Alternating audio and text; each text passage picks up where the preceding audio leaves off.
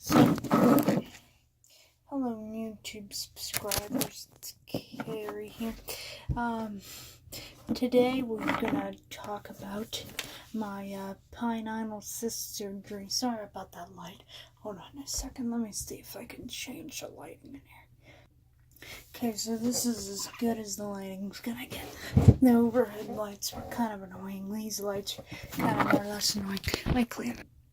Hopefully that somewhat helps. But anyway, today we're gonna go over my pilonidal cyst surgery, which if you watched part 1, which I made a playlist, it talks about my pre-op symptoms and everything leading up to that pilonidal cyst. But anyway, to start with, a week before my surgery, as I said, about 2 weeks before, which my surgery was December 17th, 2018, and it was at 10:30. A week before I went in for blood work, which this part is a little bit important because it ties in. And they drew blood from this arm, this vein here, what I'm pointing to. And they have a hard time getting blood out of this arm usually. But they were able to stick the needle in. Got the blood, everything's fine. Which I'm squeamish to needles, so I barely even looked. There are a lot of people who are. But anyway, everything was fine with the blood work. I went on December 17th for my pilonidal colostomy or something. It begins with a C and ends with an M. I don't know. But it's where they take the hole. And let's say the hole is usually about this size of the hole on the bracelet. They kind of open it up to this size of the, pretend this is the hole, and sometimes a little bit smaller. It can be smaller, it all depends. Which mine's probably about this size, I would say, if not a little bit bigger. But also they sometimes also do where they just take it and drain it, or sometimes remove all that stuff, remove the sinus because there's no drainage, and stitch it up. But for me there was stuff left, so they had to leave a hole open, and so it's draining, which the hole was healing. But anyway, so I went in for surgery. Supposed to go in at 10:30. Supposed to get done at 10:30. They took me into the pre-op area, which I had my own room, which was nice. I was nervous as heck. The anesthesiologist came in and talked to me about stuff. I signed papers, and then they were asking me questions as they were trying to get my IV in, which is kind of annoying because I hate needles. I'm already anxious enough. I mean, usually a lot of people are anxious when they have surgery, and have somebody do something on you and then another person talking your ear off, asking you questions is a little annoying. But anyway, the nurse started looking at this hand. This ties into my blood work because, like I said, the week before, they managed to stick a needle in this vein perfectly. But they tried with this hand. Veins were too small. So, well, they didn't really stick the needle in. She just looked at it and examined it and realized the veins were too small. So then she went to this, stuck the needle in, checked. As I said, this is my bad arm. Nothing. Couldn't get nothing, which I had already signed for anesthesia anyway. So then she went and got the anesthesiologist nurse. Here's my bracelet from that day, by the way. Has my doctor's name and stuff on it, not the hospital, so not too much detailed info.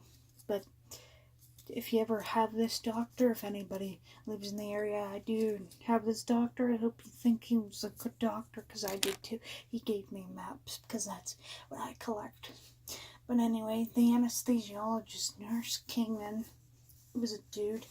He put a tourniquet on this arm, giant tape on this arm from when she tried to attempt an IV. He looked and looked and looked and couldn't find nothing because my veins were too small and I was worked up, and they're just like, well, we're gonna gas her. Which the thing I find funny is, since they can do that for adults, I'm living proof of that because that's how they did put me to sleep. Why can't we have that option instead of a freaking IV? Which I woke up with an IV, but I'll get to that. But why can't we have that option? So I was relieved that I was going to get gas and wake up with an IV like a kid, even though I'm not a kid. So they, around 11:30, yeah, they were an hour late, typical doctor's offices. They wheeled me back into the OR area, the waiting area for the OR. I wasn't there long, maybe about 5 minutes. And an OR nurse prepped me, and she put these things on your legs that squeeze them since you ain't moving around a lot. That help with the blood flow and stuff, so you don't get blood clots. So you may get that done when you have your pilonidal surgery if you're put out, which I do know.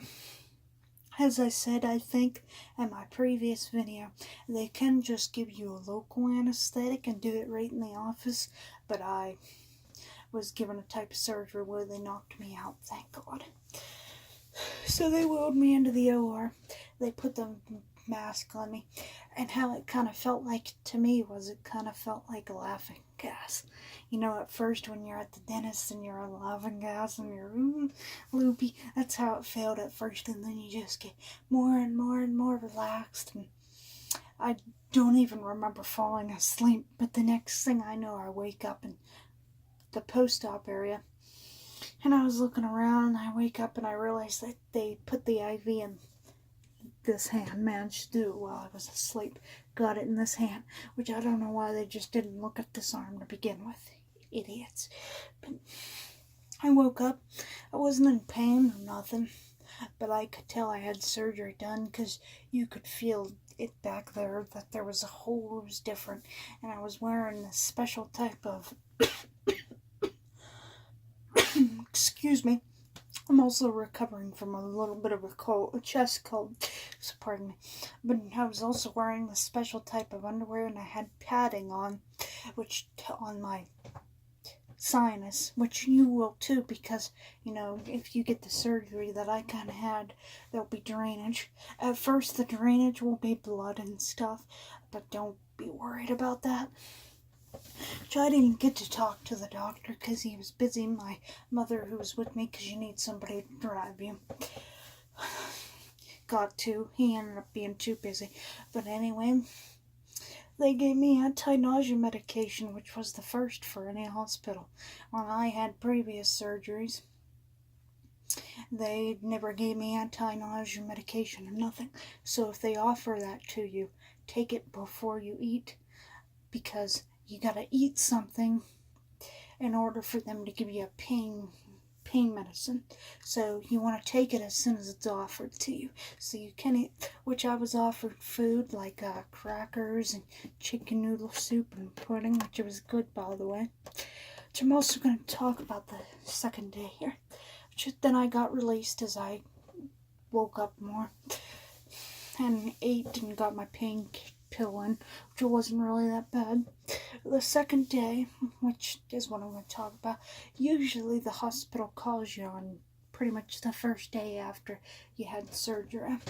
See how you're doing. Which, by the way, I still have the socks from the surgery. I was able to keep those. I kept them, which they've been cleaned. But anyway, the second day, usually somebody calls you. Nobody called me. But the second day, what you can expect is, you usually, on the first day, I don't think you can get a shower on the first day. I think you have to wait a day, which is pretty much the day right after surgery. You can get your first shower. And then you have to take that gauze out that they packed you with. Because on the first day, they actually pack you with it. And it's about a foot long of stuff, so it's pretty painful. So I'd probably recommend you make sure you take your pain pill around the clock. But on the second day, I mostly slept and whatnot, which also the day of surgery, we rode down to West Virginia. I was mostly awake. Again, I was given 2 Vicodins for the ride down. Wasn't that bad of a ride down, but I'd recommend you have either a donut or a pillow.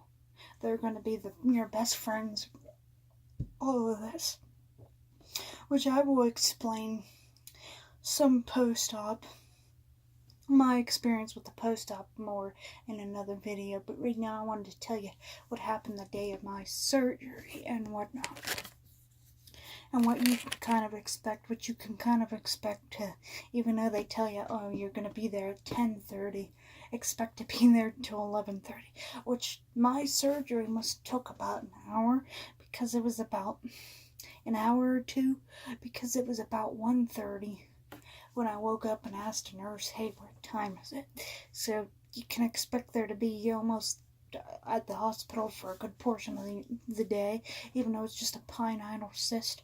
I remember you will have a hole in it, and also that night of your surgery, they do want you to pee. They want to make sure you pee and stuff, because the medication that I was on, I couldn't. They say that it can cause problems with your bladder, and they want to know that you can do that night, or else if you can't, you have to go back to the hospital. But no, it wasn't all that painful on the first day. I mean, you could feel that it was there, that I had surgery done, and as long as you take your pain pills the day of your surgery, as long as you take the pain medication that you're offered in the pre-op area and the anti-nausea medication, you should be fine. If they offer the anti-nausea medication first, take it, so that way you can eat and not worry about, well, am I gonna puke, because the anesthesia makes me puke. So take that stuff, because I didn't feel sick at all after I took it, and I was able to take my painkillers. So that's pretty much it. That was my surgery. One of these days, like I said, I will do a video talking about my recovery so far, which I already been to the doctor again, and this will be a funny story to tell you. So watch the previous video if you're new to this channel, and watch this video, and like and subscribe if you're new and like my videos and me talking and sharing things. And also the last video will be linked in the description below. Have a good day, everybody. Bye.